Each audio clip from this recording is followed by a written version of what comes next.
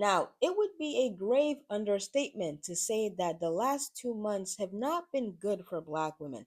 Average Black women, moderately famous Black women, and famous Black women alike.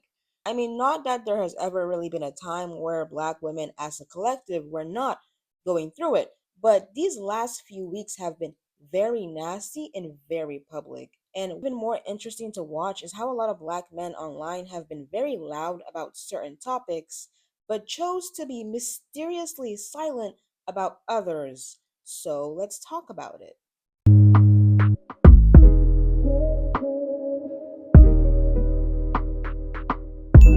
I recently became a fan of Blue Centric either this year or late last year. I don't remember when exactly, but I'm going to be starting off with a little monologue that is inspired by Blue Telusma.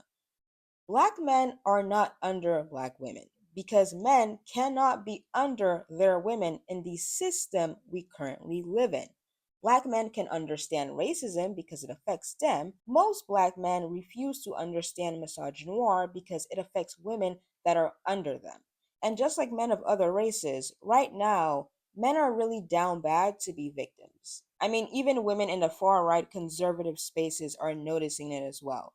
White men want to claim to be victims in the midst of white women that won't let them fuck them, and Black men want to be victims in the midst of Black women who still at large are the ones mostly marching, advocating, and putting their literal bodies on the line to protect Black men at the cost of their own mental health, their own safety, and their own mortality. Megan the Stallion literally put her body on the line to protect a Black man. Because the reason why I believe Megan lied and said that she didn't get shot was because she probably thought to herself, oh, you know that Tory's a Black man. They're gonna make an example out of him. You can't do Tory Lanez like this. Come on, girl, you a strong Black woman. You can get over this. It's just a bullet wound. And you know what she got for putting Tory before herself? Many Black men, the alleged most victimized and disrespected group in America, many Black men on the internet, and many Black men in the music industry were making jokes about Megan's injury. They ask you how you are, you just have to say that you're fine when you're not really fine. When Megan came out and said, actually, I was shot, all of a sudden, you had all these people on the internet saying, free Tory Lanez, Black men are the most dehumanized group in this country. She didn't get shot, she's just a lying ass hoe trying to bring down a Black man. Won't someone think of Tory Lanez? He's a father, he's somebody's son. Little black boys, little black boys, little black boys. At the time Meg was shot, Meg was an orphan. But that didn't stop a lot of people from making foot jokes now, did it? Again, Black men understand racism because it affects them. But a lot of Black men refuse to understand misogynoir because it's not about them. Black men are not under Black women because men cannot be under their women in the system we currently live in. Yes, Black men are constantly being robbed of their dignity. However, Black women are being permanently taken off the face of the planet. I mean, at least Black men are allowed the space to be vocal about their suffering. Meanwhile, Black women are told to suffer in silence, especially when it's Black men that are abusing them. And to finish this little monologue, when it comes to the multiple men who claim that the Me Too movement is the reason why they can't ask out women anymore, the worst thing that can happen to a man who decides to ask out a woman is that a woman rejects him in a very hurtful way. She laughs at him, cusses him out, flat out intentionally ignores his existence. The worst thing that can happen to that man is that his ego gets bruised. Now, the worst thing that can happen to that woman after she rejects that man is that she's grievously harmed or she's permanently taken out of the simulation. Last month, it was several public stories about Black women getting permanently taken off of the planet by the Black men they were romantically involved with. This month, we're talking about the multiple Black men on the internet making fun of a Black woman getting cheated on. A Black woman who was shot and orphaned before she turned 30. The weird motherfucker behind this account uploaded this days after posting his own daughter, a baby girl. And within 24 hours, he deleted that photo of his baby girl because everyone in the comment section was rightfully getting on his ass about that weird ass shit. Because how do you go from posting that, which is something wholesome, to now posting an image to slut shame a black woman? And then gonna have Klay Thompson in the back with some flowers as if he's not the one that fucking cheated. I don't even like Megan like that, and images like this make y'all look so fucking stupid. Black men's hatred for black women needs to be studied, because ain't no way y'all came out the woodworks to shit on Megan some more, but not talk about the dozens of black women that were just murdered by their black partners, their black husbands. None of y'all been addressing that shit that's been happening for the past 2 weeks. And then people try to tell y'all, imagine if that was your daughter or your sister or your mother, and you motherfuckers lie out y'all teeth talking about some, oh, that ain't never gonna be any of the women in my life because I'm a real man and I know how to keep them up. Bullshit. Knowing damn well half of you motherfuckers would rather be deadbeats than listen to the baby mamas in the broken homes that y'all create. And then here comes the comments, oh, you pandering, you a simp, oh, you anti-black. Where the fuck is the accountability? When are y'all going to look in the mirror and ask yourselves, why the fuck do y'all think like this? You niggas need to get y'all shit the fuck together. The man that posted this horrible artwork, he's probably one of the men who says shit like, oh, not my baby girl, not my little angel. Man, that shit ain't never gonna happen to any woman I care about. It's honestly impressive how so many black men have so much vitriol for black women while actively raising little black girls. Black girls that will eventually become these same black women that they and a significant part of the world loves to shit on. A lot of black men will really look at their precious little toddler who will eventually become a black woman one day and say shit like, man, they ain't never gonna do my daughter like that. Okay, sir. No matter how you raise your daughter to think she's a princess and that she deserves the best, rightfully so, you need to remember that the boys are being raised to play in your daughter's face for fun.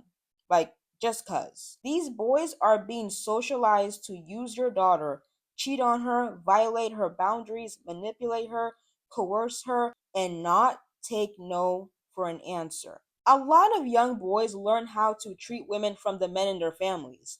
And increasingly now, they're learning how to treat your daughter from morally depraved men on the internet. And do you know what most of these father figures have in common? Most of these men don't respect women. So they're gonna teach that boy to not respect your daughter. What? That is shocking. And I just have to say, it's always extremely interesting when men rappers and other media personalities get on the internet saying shit like, well, my son can do whatever he wants, but my daughter, she's not allowed to date till she's 30. She's gonna be pure till she's 35. In fact, she's not gonna get married till she's 40. And please don't get it twisted. This isn't just about the delusions of famous men. Average Joes think like this too. We've all seen that tired old TV trope of the dad losing his mind when his daughter starts dating. And you know why they're so bent out of shape? It's because they know exactly what they did when they were younger, or they know what their friends did to somebody else's baby girl back in the day. So it is very bold, audacious even, for men like this to intentionally hurt women, especially during their youth, then turn around later and say with their whole chest that their little angel is not gonna also get dogged out. What's that one scene in Issa Rae's Insecure? Some teenage boy's gonna try and finger fuck my angel one day. Mm-hmm. Many men have disturbing thoughts just like that when they have a daughter, because they probably did the same thing to someone else's princess. It's the circle of life. As a grown man, I want you to imagine the most disrespectful, foul, out of pocket thing you ever did to a woman. Now, sit with this. There is a very, very real chance that 20, 25, 30 years from now, somebody is going to be doing that exact same thing to your precious little angel. Wait a minute, hold up! And because on a large scale, nobody is really telling boys and men to have restraint, to do better, to treat girls and women with dignity, this horrifying circle of life, well, it just keeps on spinning. I mean, a lot of men think that Meg deserved to be cheated on, or that she should have expected infidelity because Clay has a lot of money. Who the fuck wants a man in their house? I wouldn't. I want to be as clear as possible here. Most men on the planet believe that your straight daughter has two choices. Either she dates a rich man who's guaranteed to play in her face or hurt her, or she dates a much less well-off man who will actually treat your daughter right. Now, unfortunately, I live in reality, so I can recognize working class male propaganda when I hear it, and I hope you can recognize this lie for what it is too. Some fucking bullshit. A lot of us know that a man facing financial instability is still very much likely to treat you horribly. You see, rich men play in your face because they can. Men who feel financially inadequate, they'll play in your face and sometimes even abuse you because they feel insecure, emasculated, resentful, or powerless. So be rest assured, honey, that it is the same ghetto. It's just that society, and by society, I mean patriarchy, will justify the horrible treatment you're subjected to for separate reasons. Sorry to go off topic. What I'm trying to say is that very few men came out and said that Clay should not have cheated on Meg. And in fact, Clay should not have entered any of his past committed relationships at all, since he clearly refuses to learn discipline. I mean, we know that most men will do almost everything except socialize little boys to not turn into grown men who hurt women for sports. They'll talk about checking their daughter's hymen. They'll send their daughter to an all-girls boarding school. And if you're white, then they'll organize those creepy purity dances where preteen girls pledge their virginity to their fathers. Jesus. I mean, I hope I'm not the first to tell you this, but your daughter getting married a virgin is not going to stop her from getting dogged out by her husband. Like, a lot of us are very familiar with the saddening tales from Christian and Mormon wives. Like, have you actually talked to the average married straight man? Most of them don't respect women, and a lot of them, they don't even like women. And even more disheartening, depending on how you socialize your daughter, she may be fine with her husband dogging her out because, well, at least she's married to her son of a bitch. Now, of course, I'm talking about the My Reward is in Heaven committee. This is a group of women that are willing to put up with almost anything just to stay married to a man, even in the presence of cheating, addictions, manipulation, financial infidelity. The long list goes on. And I am telling you, I'm not going. You're the best man I've ever known. For whatever reason, maybe it's religious conditioning or low self-esteem and religious conditioning or mommy and daddy issues, for whatever reason that I personally cannot put my finger on.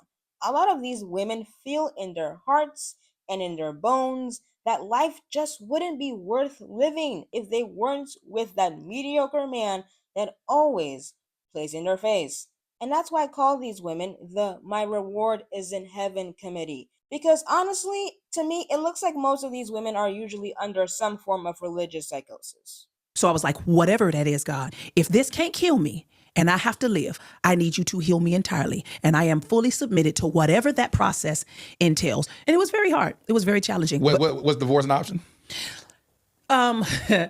Yeah, the flesh in my flesh right here. The girl, not the spirit, not the Christian. The girl was like, I can't do it. Are you serious? Yeah. And then I struggled with a lot of homicidal inclinations and whatnot.